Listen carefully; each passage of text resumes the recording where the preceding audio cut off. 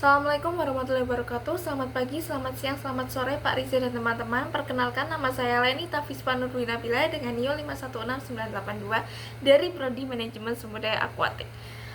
Pada kesempatan kali ini saya ingin menjelaskan atau melanjutkan materi terkait ENSO dan juga IOD yang sudah dijelaskan sebelumnya.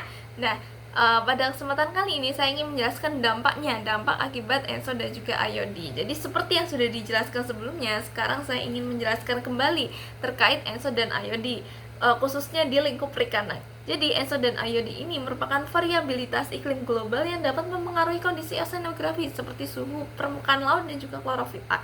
Yang mana kita ketahui bahwa kedua faktor tersebut seperti suhu dan klorofil A ini mempengaruhi komoditas ikan yang ada di perairan. Ketika klorofil A-nya tinggi, artinya perairan tersebut ini subur, yang mana komoditasnya cenderung banyak. Jadi kemudian fase ENSO dan fase IOD ini masing-masing dibagi jadi 3. Yang pertama fase ENSO dulu, ada netral, El Nino dan juga La Nina. Sedangkan untuk fase IOD juga ada 3. Yang pertama ada netral, positif dan juga negatif. Begitu. Terus untuk di fase ENSO tadi yang El Nino dan La Nina menyebabkan dampak terhadap perikanan begitu. Misalnya seperti nutriennya naik ke permukaan laut, sehingga akibatnya produktivitas primernya meningkat dan sebagian daerahnya mengalami penurunan hasil tangkapan. Serta dampak lain dari El Nino adalah resiko gelombang yang tinggi. Kemudian dampak dari El Nina adalah produktivitas perikanan tangkapnya ini menurun di wilayah yang terjadi stratifikasi air yang lebih kuat. Begitu. Terus kemudian untuk adanya potensi banjir dan kerusakan infrastruktur pesisir, akibatnya akan mengganggu rantai pasok perikanan. Kemudian untuk dampak dari IOD, yang pertama dampak dari IOD positif ini adanya resiko kekeringan. Ketika kekeringan, volume air tambaknya berkurang dan hasil produksinya akan menurun begitu. Kemudian untuk produktivitas planktonnya ini meningkat akibat upwelling dan terjadi migrasi ikan yang menjauh dari perairan Indonesia.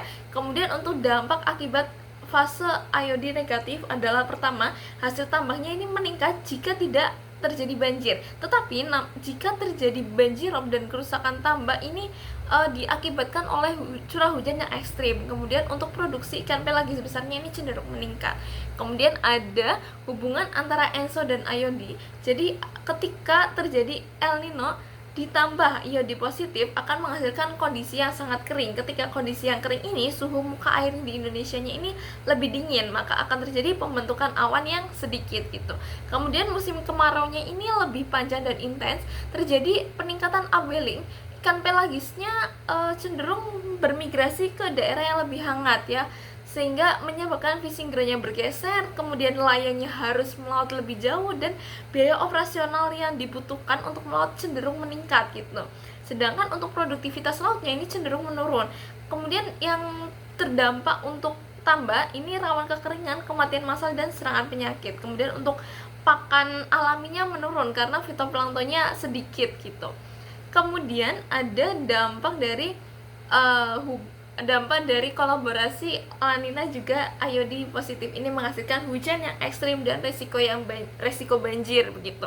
Dan ketika hujan sangat tinggi mengakibatkan kecenderungan tanah longsor. Kemudian untuk suhu permukaan lautnya akan menghangat secara signifikan sehingga pembentukan awannya meningkat.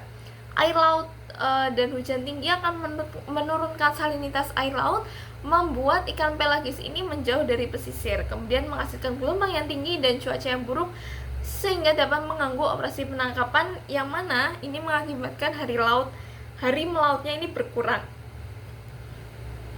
Kemudian ini ada salah satu studi kasus untuk kejadian IOD dan ENSO di tahun 2005 sampai 2014.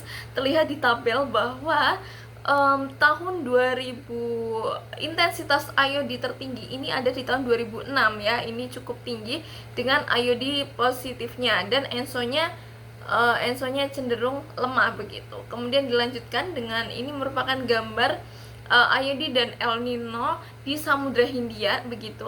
Dan ketika tahun 2005, pada gambar tersebut di tahun 2005 IOD-nya ini negatif.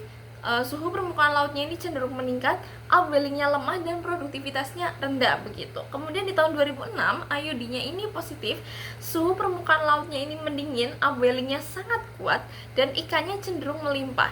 Kemudian di tahun 2009 terjadi El Nino, suhu permukaan lautnya mendingin, terjadi upwelling yang cukup kuat dan produktivitasnya tinggi. Kemudian terakhir di tahun 2010 terjadi La Nina, suhu permukaan lautnya menghangat, upwellingnya lemah, sedangkan untuk ikan pelagisnya ini cenderung berkurang. Mungkin itu saja untuk pemaparan materi, dampak, dan contoh studi kasus yang ada di Samudra Hindia. Mungkin itulah yang dapat saya sampaikan. Terima kasih, mohon maaf bila ada kesalahan kata. Wassalamualaikum warahmatullahi wabarakatuh.